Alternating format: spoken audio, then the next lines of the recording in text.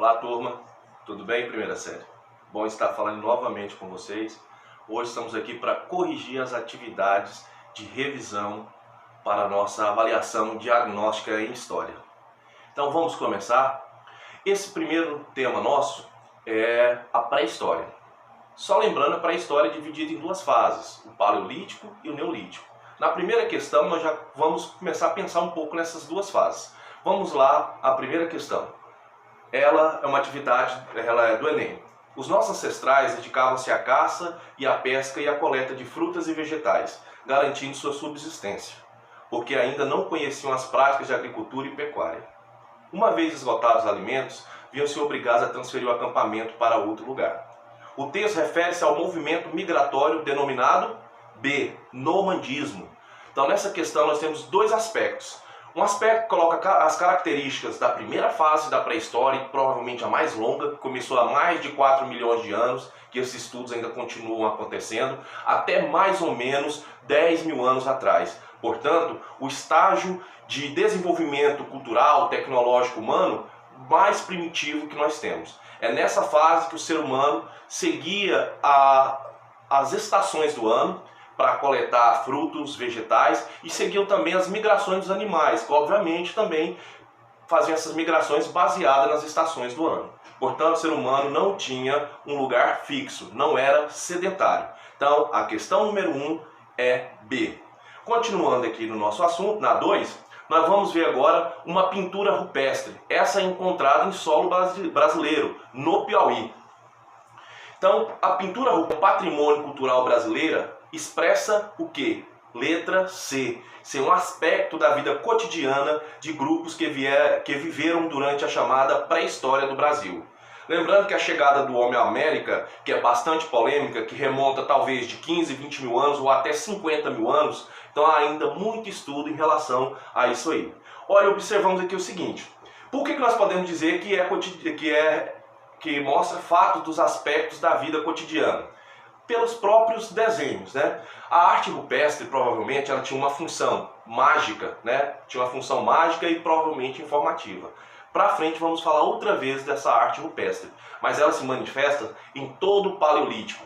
Lembrando que o Paleolítico ele não foi homogêneo, ou seja, ele não ocorreu em todo lugar e da mesma forma. Tá? O Paleolítico na África, na Europa e na Ásia, do Velho Mundo, ocorreu muito antes.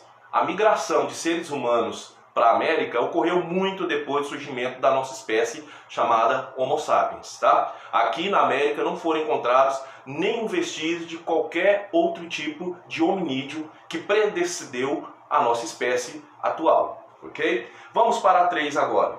Na atividade 3, nós temos aí a pré-história costuma ser dividida em 3 períodos: Paleolítico, Neolítico e a Idade dos Metais. Para muitos arqueólogos, historiadores, a Idade dos Metais ela pode ser inserida assim dentro do Neolítico, certo? Continuando, são características do período Paleolítico, exceto, ou seja, menos uma dessas aí. Nós temos, letra A, os homens deste período eram sedentários e viviam essencialmente da caça e coleta. Primeiro, eles não eram sedentários. E quem vive da caça e da coleta, a questão, ele é um nômade, certo?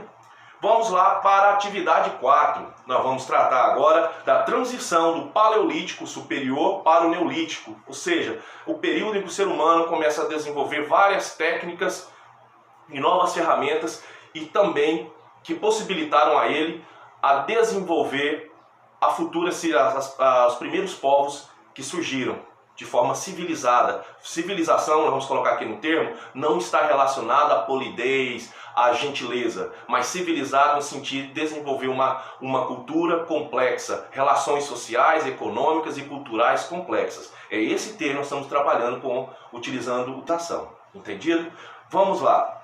Então, entre essas aí poderíamos citar letra A, o aparecimento da linguagem falada. Provavelmente a linguagem falada já predecedeu, ou seja, é anterior à espécie humana nossa, Homo sapiens. Existem grandes vestígios arqueológicos e também nos estudos da biologia dos neandertais, que provavelmente eles já deveriam falar. Isso aí, então, não cabe como resposta. B. Sim, gente, é a domesticação de animais e plantas, o aparecimento da agricultura e do pastoreio. Essa é a grande marca do final do período paleolítico para o neolítico. Isso é também chamado de revolução agrícola, já que vai possibilitar o ser humano viver de modo sedentário. Viver de modo sedentário permite a ele um monte de outras facilidades. Por exemplo, não correr risco no meio da floresta, no meio da savana, não ser caçado, possibilita ele a desenvolver outras técnicas depois, como a cerâmica, a construção. Tudo isso é importante nós notarmos no final do Paleolítico para o Neolítico. Agora vamos para uma questão de nível médio. Essa atividade é a 5. A partir da metade do século XX, o termo pré-história passou a ser cada vez mais questionado por historiadores que, em seu lugar, têm utilizado histórias dos povos sem escrita. Também pode ser chamado história dos povos ágrafos, ok? Sobre o referido debate entre os historiadores, é correto afirmar que o termo pré-história é rejeitado porque, letra C, supervaloriza os povos dotados da escrita, compreendendo apenas estes como passíveis de produzir história. Sim, o termo pré-história significa o quê? Que é pré é antes, ou seja, povos que não podiam escrever, já que pela tradicional marcação, datação baseada na história europeia, o período antes da história, chamado pré-história, não deveria ter uma história. Obviamente, sem uma supervalorização da escrita. Nós sabemos, claro, que mesmo a pessoa, antes de saber ler e escrever, ela tem uma história, marca uma vida. Imagine, então, uma civilização inteira. Vamos para a questão 6. Atividade 6. As pinturas rupestres são evidências materiais do desenvolvimento intelectual dos seres humanos. Embora tradicionalmente estudadas pela arqueologia, elas ajudaram a redefinir a concepção de que a história se inicia com a escrita, pois funcionam como códices velados de uma comunidade à espera de decifração. Então, por que redefiniu a concepção de que a história só inicia com a escrita? Pessoal, códice, nós podemos dizer que são marcas imagéticas, ou seja, são imagens que podem contar, decifrar e avaliar o cotidiano. Pode ser o cotidiano social, cultural, o cotidiano religioso. Então, mesmo que não há escrita, ali já existe uma manifestação intelectual, cognitiva do ser humano. Por isso que as pinturas rupestres, elas estão aí cada vez mais novas teorias, novos conhecimentos a partir das pinturas rupestres, que trazem mais luz sobre o período do Paleolítico. Vamos para a atividade 7. Já se afirmou ser a pré-história uma continuidade da história natural, havendo uma analogia, ou seja, uma clara comparação entre a evolução orgânica e o processo da cultura. Sobre a pré-história, qual das alternativas a seguir é incorreta? É a E. Os primeiros seres semelhantes ao homem foram Australopithecus e o homem de Java, que eram bem mais adaptados que o de Neandertal. Na verdade, quando a gente fala de adaptação e que um ser é mais evoluído do que outro, isso nós podemos cair no determinismo biológico, que é bastante combatido. São essas teorias de determinismo biológico, ou seja, que determinada raça, que determinado organismo é melhor e mais adaptado que o outro. Então isso aí cai por terra. Cada organismo e cada ser vivo, e nesse caso, cada hominídeo daquele período, ele esteve apto a viver naquele período, certo? Não necessariamente vencendo o mais forte, mas está aqui hoje o que mais se adaptou. E que, no nosso caso, nós nos adaptamos, estamos também transformando e adaptando a natureza. Vamos para uma de nível difícil. Atividade 8. A denominação Revolução Neolítica, cunhada nos anos 60, nesse caso de 1960, pelo arqueólogo Gordon Childe, refere-se a uma série de intensas transformações. Entre essas mudanças, é correto citar o quê? A instituição privada das terras, com o cultivo de cereais e a criação de animais. Portanto, é no período do Neolítico que o ser humano consegue acumular conhecimento para desenvolver uma agricultura intensiva. Então essa agricultura passa a criar excedentes Esse excedente precisa ser trabalhado, guardado, e tudo isso demanda o quê?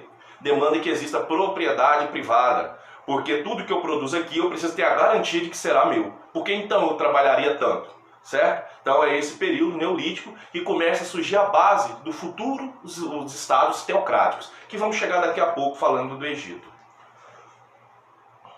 Vamos para 9. O estudo da pré-história abrange um longo período da história humana.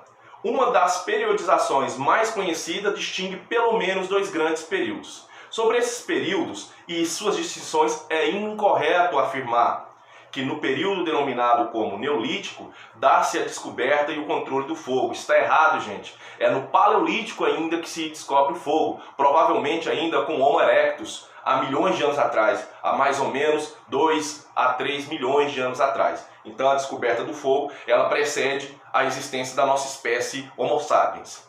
Vamos para a atividade 10. Desde o período neolítico, os povos de distintas partes do mundo desenvolveram sistemas agrários próprios, aproveitando as condições naturais de seus habitats e do conhecimento adquirido e transmitido entre os membros da comunidade. Assinale a alternativa que estabelece corretamente a relação entre os povos, entre o povo habitante de uma determinada área, ou seja, aquele povo em onde ele vive, o que ele faz, com o sistema produtivo, ou seja, o produto e o produto cultivado ali. Vamos lá. Esse eu vou tratar de cada uma dessas questões, tá? Cada uma dessas opções. Na letra A, os egípcios, uso da irrigação e da drenagem, certo? Planícies úmidas e férteis do rio Tigre e Eufrates. Não, os egípcios, eles trabalhavam no rio Nilo e eles não cultivavam arroz e café, né? Era o linho, centeio, cevada e trigo. B. Incas, uso de terraços com técnicas de curva de nível e irrigação de vales. Sim, eles usavam isso mesmo. Eles faziam curva de níveis nas altas montanhas do altiplano andino. E lá, sim, a civilização conhecida como a civilização da batata e do milho. Aliás, isso tudo em todo o continente americano, onde desenvolveram as altas civilizações. Mas na agricultura, basicamente, todos os povos da América produziram batata e milho. Sejam os povos como o do Brasil, que viviam de maneira tribal, ou sejam aqueles que desenvolveram as chamadas altas culturas da Mesoamérica e da América Andina, né? E para ser chineses, uso intensivo dos terraços das altas montanhas. Não, basicamente a agricultura chinesa no período do Neolítico, indo para o surgimento do Estado, surgiu pela irrigação de grandes rios e em planícies, e não em montanhas. Então, muito menos produziu café e cacau. Primeiro café da África e cacau aqui da América. Vamos lá para o outro, mesopotâmicos. Uso e cultivo de inundação e de regadio, até aí correto. Vales férteis dos rios Tigre e Eufrates, não Ganges e Amarelo. Ganges na civilização indiana e o amarelo na civilização chinesa. E muito menos produção de cana-de-açúcar e feijão.